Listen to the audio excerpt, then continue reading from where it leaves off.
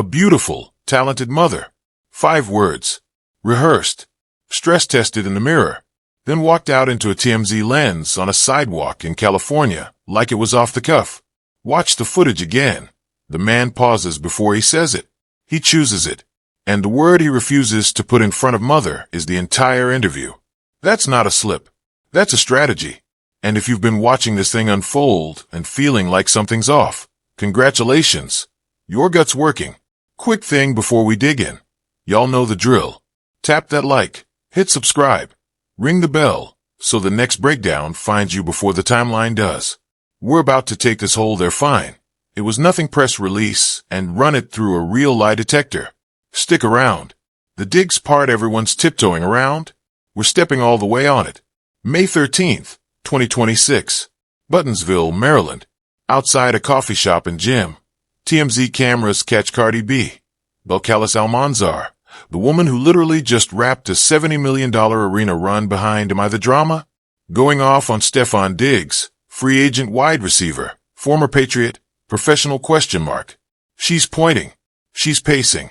He's standing there like a man who's been here before. 3 weeks later, he finally talks.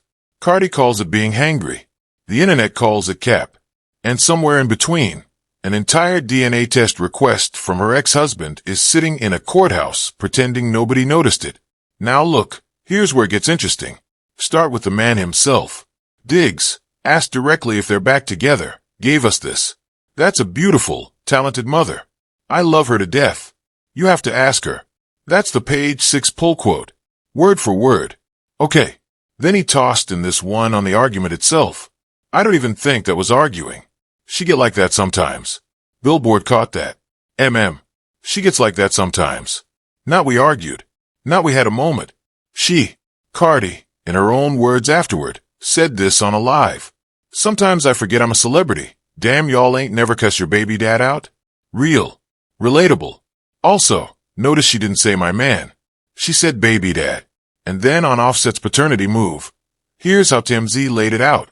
The judge denied the ex-Migos rapper's request for a DNA test on the baby. Denied. Sitting in the record. Last one. The one that hits different. From the police report tied to Diggs' criminal case in Massachusetts, prosecutors say his former personal chef alleged he slapped her and choked her with the crook of his elbow during a December 2025 argument. That's ESPN's reporting on the police filing. Not a tweet. Not a podcast take. A court document. 5 quotes. 5 different temperatures. Hold them in your head for a second. Here's where the math starts matching. November 4th, 2025. Cardi gives birth to a baby boy with Diggs. Announces it publicly on November 13th. December 2025. The chef incident in Diggs' Massachusetts residence allegedly happens. Same month, separately. The Miami nightclub assault that's now a civil suit allegedly goes down. 2 December incidents. Different cities. Different plaintiffs. So while the man is publicly playing dad to a 1-month-old, his name is allegedly attached to 2 separate violence allegations in a single calendar month.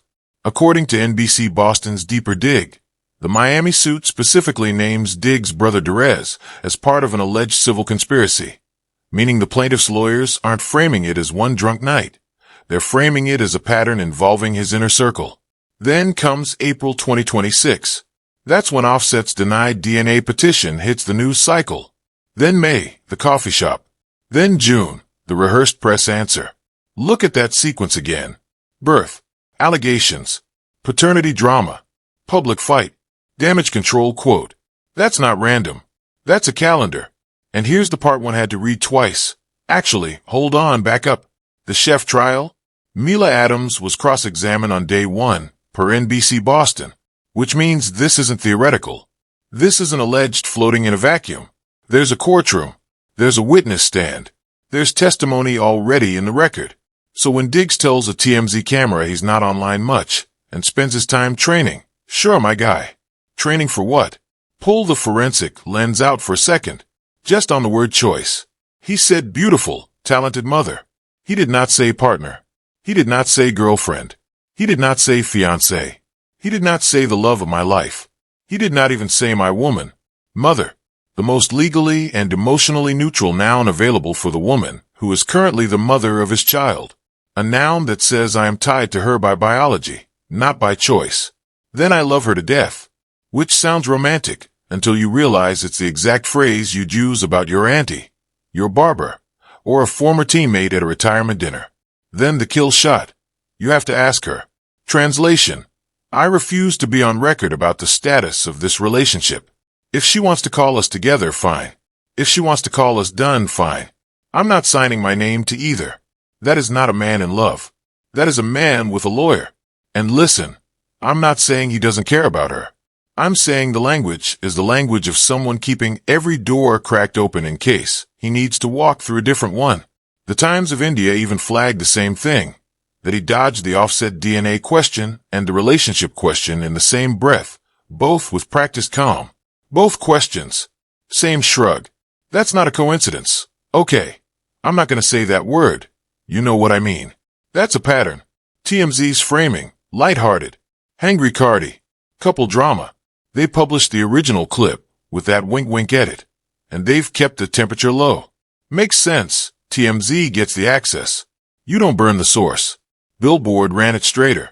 Their headline literally led with Diggs downplaying the video, putting the verb on him, signaling to readers that the denial is the news, not the fight.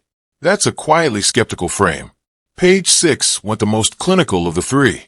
Straight transcription, no editorial wink, no laugh track. Which is interesting because page 6 is normally the loudest in this lane. The restraint reads as them not wanting to step on a story that has criminal proceedings attached to it. And then there's the loudest countertake floating around fan camps. This is just a couple arguing. Leave them alone. Every relationship has these moments. Sure, Steelman it. Couples fight. Public people fight in public sometimes. Cardi's loud. She owns that. Nothing about a sidewalk argument is, by itself, a scandal.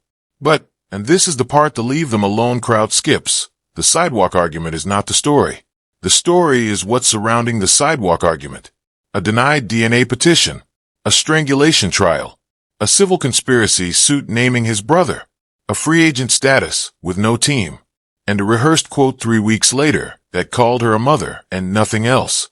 You don't get to isolate one frame from a film and pretend the rest of the movie isn't playing. Now here's where it gets ugly. Mainstream version of this story goes: messy celebrity couple, hot summer, hangry rapper, NFL boyfriend trying to play it cool. They'll figure it out. Cute. Marketable. Wrong. Here's the version I think is actually happening. And I want y'all to push back on me in the comments if you see it different. This is a public relations choreography, not a romance. Think about what Diggs needs right now. He's a free agent. ESPN has him listed as one of the top remaining names without a team, with the Ravens, Rams, and Chiefs floated as possible fits. He's also got, by my count of public filings, multiple active civil matters, and at least one criminal case, where his accuser has already been on the stand. What does a 32-year-old receiver with that resume desperately need to sign a contract in the back half of his career? A clean public image. A non-violent public image. A family man public image. And what is the single most effective image laundering tool available in American media in 2026? Standing next to one of the most famous, most beloved, most algorithmically dominant women on earth. Cardi B doesn't need Stefon Diggs. She just grossed $70 million on a sold-out arena tour and dropped an album that did $255,000 first week. She's the headline. He's the plus one. But Stefon Diggs desperately needs Cardi B. Because every photo of him being a dad, every interview where he calls her talented, every soft launch moment, that's a brick in the wall that the defense team is going to point to when they say, look at this man. He's settled. He's a family guy. Who are you going to believe? Prosecutors or this picture of him holding a baby? That's not love. That's a legal strategy with a smile. Now does Cardi know this? That's the question that's been eating at me. Because Cardi's smart. Streetwise. She's read the room on Offset eventually. She's read the room on the industry. So either she's seeing it and choosing to ride anyway because she actually does love this man, which is her right, full stop. Or she's underestimating exactly how much he's using her as Exhibit A. Either way, the math is rough. Because when those court dates land, the camera is going to pan to her in the gallery. And the same coverage that's calling her hangry today is gonna call her loyal or blind tomorrow. And neither one of those words is what she earned. A few jabs for the road, because I'm not letting this slide. The I'm not online excuse from a man whose entire public defense is being conducted on camera. Pick a lane, sir. You have to ask her line. Translation. Please don't subpoena this clip. The brother as co-defendant detail that nobody's putting in the headlines. Go read the actual NBC Boston piece. That's the part that should be trending one. And the beautiful, talented mother framing. Somewhere a publicist is collecting a check for that word choice, and somewhere a divorce attorney is highlighting it for later. The quietest, sharpest part of this whole thing? He never once said her name. Watch how the next few weeks play out. The most likely path. Diggs signs somewhere, Ravens, Rams, somebody desperate at the receiver position, within the next signing window. And the moment that contract is dry, you're gonna see less of Cardi on his timeline, not more. The Mother's Day brunch energy will not return, because once the team is locked, the family man PR isn't load-bearing anymore. He can go back to being himself, whoever that is. The flip-the-table version? Cardi reads what we just read. Maybe a friend sends her the timeline. Maybe she stacks it herself one night after the kids are down, and she pulls a lotto. She said it herself. I'm not psychotic like Latto. I gave too much grace. Except this time she gives the grace back with interest. Don't be shocked if a verse drops. Don't be shocked if a tweet goes up and gets deleted in 9 minutes. Cardi doesn't bluff. She just stalls. And when she stops stalling, the internet has to clear its schedule. 5 years out. And this is the part that keeps me up. The cultural residue of this whole thing might not even be about them. It might be about how casually we let an ongoing strangulation case get rebranded as a coffee shop spat. About how the algorithm rewarded hangry and buried civil conspiracy. About how a woman with one of the biggest catalogs of the decade got reduced to her baby dad's press conference in the same news cycle that her tour grossed 8 figures. That's the part that's gonna age weird. That's the part historians are gonna circle. He'll keep doing this until somebody, a judge, a team, an ex, a verse, makes him stop. And when that day comes, the people who saw it early are the ones who'll get to say, yeah, we told you. Be one of those people. If this is the breakdown you didn't know you needed, you already know what to do. Like, subscribe, ring the bell, and meet me back here for the next one.